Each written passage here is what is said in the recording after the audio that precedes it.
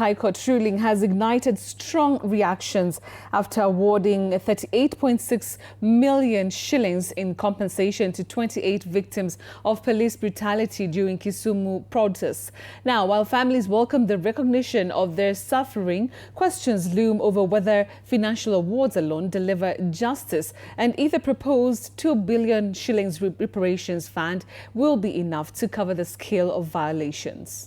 Reactions continue to pour in after the High Court awarded 38.6 million to 28 victims of police brutality during the Kisumu protest in 2023. We had a medical doctor in court who took the court systematically through the first petitioner's documents, the 28th petitioner. The court awarded between 300,000 and 4.8 million per victim, depending on the severity of injuries, pain and suffering, and long-term impact. Families of those who lost lives received over 1 million shillings each, while victims with permanent disabilities were granted higher amounts. The big question remains, how did the court quantify the value of life or the quality of life? This man was shot in the scrotum. He was severely beaten up. He was in hospital for a number of days.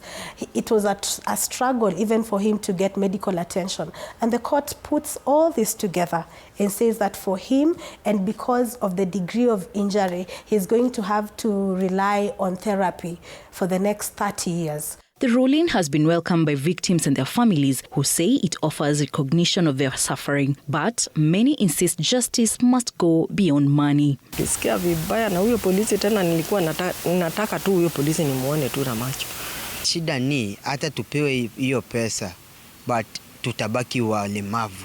The National Police Service has been ordered to pay compensation, while the court directed IPOA to conclude investigations within 90 days and prosecute those responsible. With victims of protests given till the 3rd of April to present their claims to the Kenya National Commission of Human Rights, then the big question remains, what exactly will the frameworks include? 1. Compensation. 2. Guarantee of non-repetition of what happened during the protest by the forces. And 3. Public apology by the state. That compensation for this particular time is dependent on the priority of the government. And as you have seen, the priority for the government to compensate for this particular time is victims of demonstration and protest for 2017, 2024, and 2025. Questions remain on whether victims already compensated by the court will also benefit from the reparations fund and whether their allocation will be enough given the scale of violations. Yes, kukompensate ndio washaumia, but why should we go to that extent of killing them, then we compensate? On whose interest are these things happening? Faith Wangare for TV 47.